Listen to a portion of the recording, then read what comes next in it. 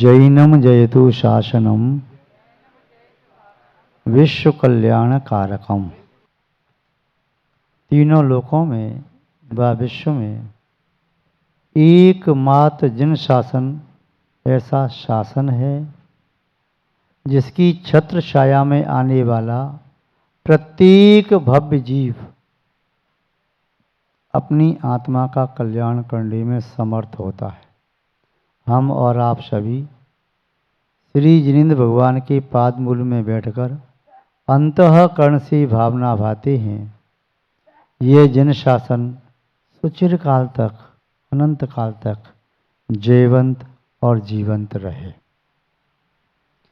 धर्म स्नेही सत श्रद्धालु, यहाँ पर उपस्थित आप सभी भव्य वर पुंडरीक पुण्यात्मा महानुभाव, जिन शासन की अक्षुण्ण और निर्मल परंपरा में अनेक आचार्यों का अनुदान अवदान सहयोग रहा, जिन्होंने समय समय पर जिन शासन की ध्वजा को बहुत ऊंचाई प्रदान की, तीर्थंकरों के केवली भगवंतों के अभाव में आचार्य परमेष्ठियों ने जिन शासन की प्रभावना की, आत्म साधना की, शास्त्रों का लेखन किया, जैन वाङ्मय का संवर्धन किया, यदि वे ऐसा नहीं करते तो आज हमारे पास शास्त्र नहीं होते और बिना शास्त्र के हम अपने अस्तित्व को भी नहीं जान पाते, अपने कर्तव्य को नहीं जान पाते, हित अहित के मार्ग को नहीं जान पाते। इसलिए उन आचार्य महोदय की महती कृपा रही भव्य प्राणियों के प्रति। उन्हीं आचार्यों की परंपरा में एक नाम बहुत सम्मान के साथ लिया जाता है, आचार्य अमित गति स्वामी। अमित गति आचार्य महाराज ने अमित गति साहब का आचार, मरणकंड का, धर्म परीक्षा, द्वातन शतका इत्यादि ग्रंथ लिखे। यद्यपि अमित गति आचार्य इस नाम के धारक भी 2-3 आचार्य हुए। एक आचार्य 9वीं शताब्दी में मातृसंगी आचार्य हुए, अन्य आचार्य भी हुए। उन्हीं आचार्य महोदय ने अमित गति शावकाचार्य में कारिका लिखी है। उस कारिका को प्रस्तुत करता हुआ अपनी वाणी को विराम देंगे। आचार्य महोदय क्या कहना चाह रही हैं, उन्हीं के शब्दों में देखें। शमीन नीति विनयेन विद्या शौचेन कीर्तिस तपसा शपर्या विना नरत्वेन न धर्म सिद्धि प्रजायते जातो जनस्य पंथा। ये एक श्लोक अनेक आचार्यों ने, कवियों ने टिप्पण के रूप में इसे स्वीकार किया। उक्तम च कहकर के अनेक जगह इसका उल्लेख आया है। इस श्लोक में आचार्य महोदय क्या बता रहे हैं, देखते हैं। पहला शब्द उन्होंने कहा शमेन नीति। शम शब्द का अर्थ आप जानते ही हैं। शम का अर्थ होता है दबाना। उपशम भाव जानते हैं, जो शम के माध्यम से होता है उपशम। उपशम समक्त भी होता है और कषायों का भी उपशमन होता है। तो शमीन, जिस भव्य जीव ने अपनी कषायों का शमन कर लिया है, जिसने अपने चित्त में शांति को उत्पन्न कर लिया है, ऐसा व्यक्ति ही नीति के मार्ग पर चलने में समर्थ होता है।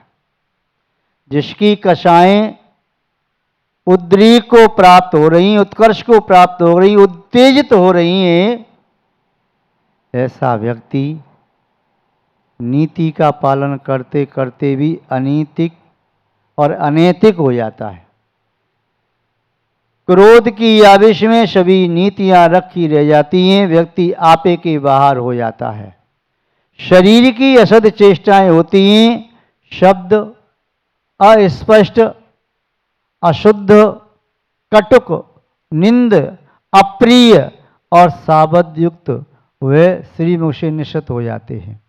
क्रोध की आवेश में मन दूषित हो जाता है, इसलिए शब्दों में लगा हुआ वह पदार्थ शक्कर जैसी मिठास नहीं होती, उन शब्दों में फिर नमक जैसा खारापन होता है। जब क्रोध का आवेश होता है तब व्यक्ति का मन केवल क्षण दो क्षण के लिए दूषित नहीं होता, कई बार तो उस क्रोध की अग्नि का प्रभाव अंतर्मूर्त, घंटा, दिवस, सप्ताह, पक्ष, मास, वर्ष और कई भवों तक भी देखा जाता है। तो जिसके जीवन में क्रोध का उद्रेक है उस व्यक्ति के लिए सब नीतियां असफल हैं, वह किसी भी नीति से लाभ नहीं ले सकता। अथवा अहंकार में चूर हो, अपने सामने किसी को कुछ न गिनता हो, सबको तुच्छ मानता हो, ऐसा मान कसाई व्यक्ति वह भी किसी भी नीति का पालन करे, किंतु वह भी पालन कर मेढ़े के सींग व बांस की जड़ की तरह से चित्त में परिणाम वक्र वक्र वक्र वक्र ही होते चले जा रहे हैं, अपनी वक्रता पकड़ में नहीं आ रही। ऊपर से प्रसन्नता दिखा रहे, चेहरा आपका मुस्कुराता हुआ दिखाई दे रहा है और सामने वाले से मीठे शब्द बोल रहे, किंतु अंतरंग में इसका चित्त लोभ की अग्नि से धधक रहा है, कोयले की तरह से धधक रहा है, या गैस भट्टी पर गैस जल रही है उसकी तरह से लपटें लोभ की अग्नि की निकल रही हैं। ऐसे व्यक्ति के जीवन में नीति कहाँ? जैसे सूखे पत्तों के बीच में अग्नि रहे और सूखे पत्ते या कपास अग्नि को अपने अंदर छुपा करके रखें तो अग्नि का से तो बना रहेगा और सूखे पत्ते और कपास वे अग्नि बन जाएंगे। ऐसे ही कसाई के साथ नीति का यदि अस्तित्व माना जाए तो कसाई तो रहेगी पर नीति का अस्तित्व नष्ट हो जाएगा, नीति नहीं रह पाएगी, न्याय नहीं टिक पाएगा। इसलिए आचार्य महोदय ने सबसे पहले कहा शमेन नीति, चाहे कोई भी नीति अपनाओ। 4 प्रकार की नीति राजाओं के द्वारा राजाओं के लिए मान्य की गई हैं, पुरोहितों के द्वारा व नीतिकारों के द्वारा। साम, दाम, दंड और भेद। साम कहिए तो शांति युक्त परिणाम, दाम कहिए तो पैसा देकर के किसी को खरीद लेना, पैसा देकर के अपने वश में कर लेना, नोट देकर के वोट लेना, खोट को नहीं देखना, दाम नीति। दंड नीति अपनी सत्ता का शक्ति का प्रयोग करते हुए उसे दंडित करना, दुखी करना, परेशान करना, जब हार मान करके वह तुम्हारे पास आ जाए, दंड नीति। भेद नीति, यदि आपसे कोई सबल है तो वहां जाकर के अंदर घुस जाओ, मित्र बन जाओ, पक्के मित्र बन जाओ और पक्के मित्र बन करके ऐसे कान भरो सामने वाले की बुराई करते जाओ और दोनों में भेद डाल दो, इससे उसकी बुराई उससे उसकी बुराई, दोनों की बुराई करते जाओ, फिर टूट जाएंगे। और जब दोनों टूट जाएं, 4 हैं टूट जाएं, 6 हैं, 10 8 जितने भी हैं अलग अलग हो जाएं, बिखर जाएं, तो वह राजा फिर एक एक करके सबको दबोच लेता है, सबको अपने वश में कर लेता है, सबको अपने अधीन कर लेता है। ये 4 प्रकार की नीति। तो पहली नीति है साम्य नीति, समता में परिणामों का प्रभाव अचिंत्य होता है। राज्य में भी जब तक शांति नीति चल रही है तब तक प्रजा में शांति रहती है, अन्य प्रकार की नीति आते ही पुनः प्रजा में अशांति, विद्रोह और कलह फैलने लगती है। पहला शब्द संक्षेप में देखें, शमेन नीति। और नीतियों के माध्यम से ही रीतियों का संधारण होता है। कहीं नीति का प्रयोग किया जाता है, कहीं रीति को भी महत्व दिया जाता है।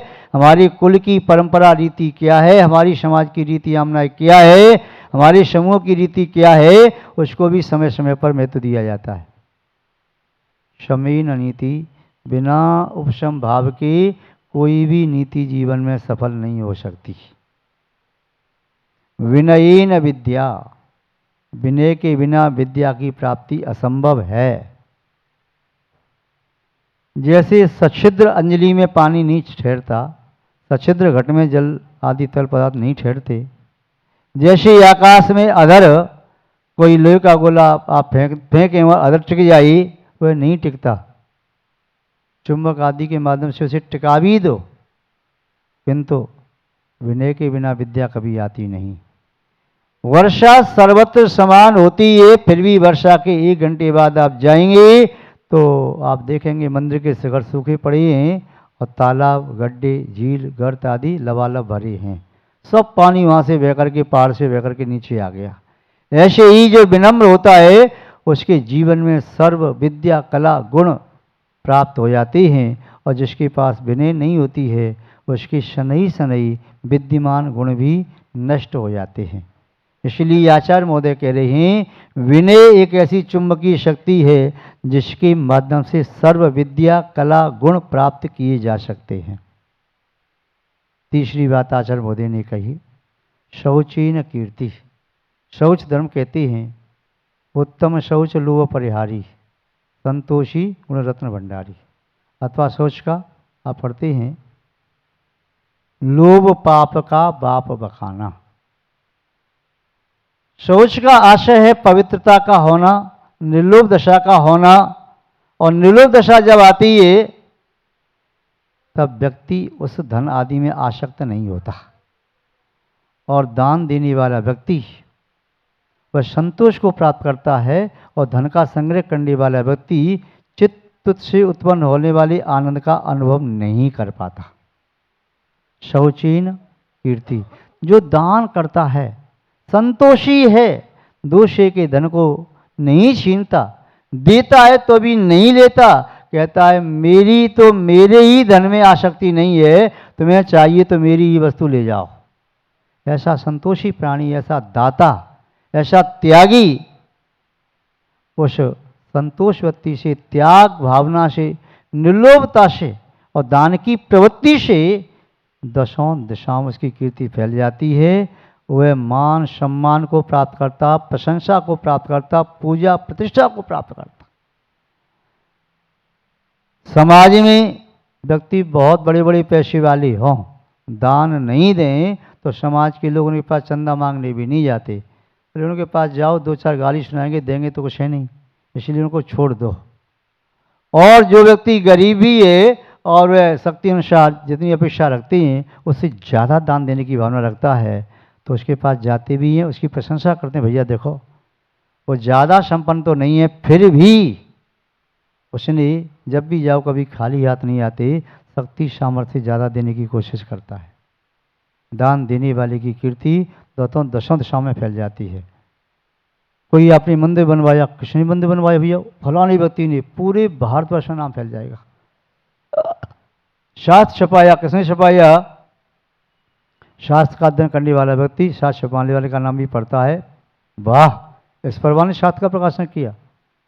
साधुओं का चौमासा कराया किसने, कार्यक्रम आपका यहाँ हो रहा है और पूरे भारतवर्ष में, पूरे भारतवर्ष के बाहर उस दानी पुरुष का नाम हो रहा है, मंगल कलश की स्थापना अमुक परवान ने की, इन्होंने मंगल कलश की स्थापना की, और वह समाचार शीघ्र ही जंगल में लगी अग्नि की तरह से सब जगह फैल जाए। दान देने वाले व्यक्ति की कीर्ति फैलती है। आहार आदि दान देता है, वो मैं तो साधु को आहार देने मुझे आनंद आता है, सालों से मेरा चौका चल रहा है या महीनों से चल रहा है, या जब तक साधु नगर में तब तक मेरा चौका चलेगा ही। तो ऐसे व्यक्ति का जब कोई सुनता है कि गुप्त रूप से दान दे रहा है, नाम की कोई चाहना नहीं, उस व्यक्ति का नाम बिना चाहे भी सबकी जबान पर नहीं हृदय तक पहुंच जाता है। तो आचार्य महोदय कह रहे हैं शौचीन कीर्ति, स्वच्छता से, पवित्रता से, संतोष से, निर्लोभ प्रवृत्ति से और दान से व्यक्ति की कीर्ति दशों दिशाओं में फैल जाती है।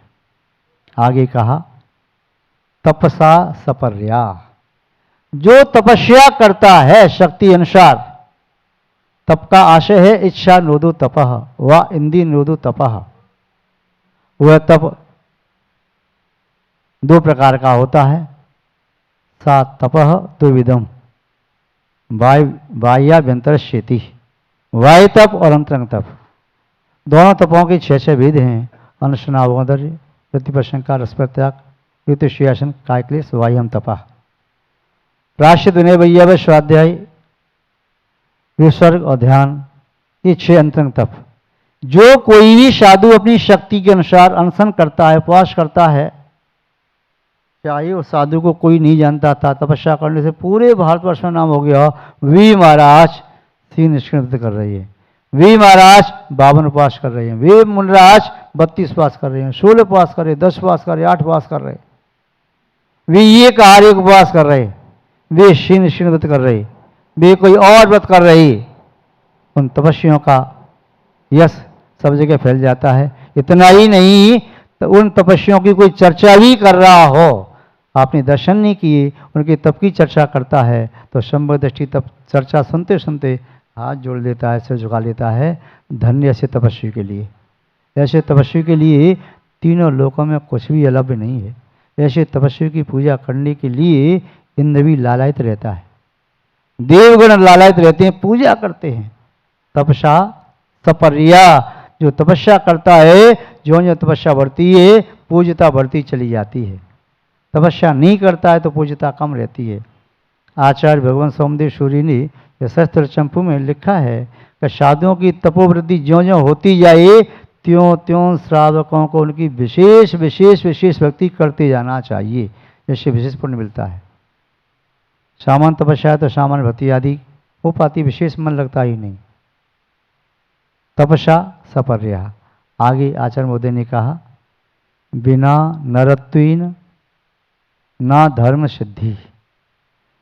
मानव अवस्था को प्राप्त किए बिना किसी को भी धर्म की, सकल धर्म की सिद्धि नहीं होती, सकल व्रतों की प्राप्ति नहीं होती। 4 गति है, नरगति, तंचगति, देवगति, मनुष्यगति।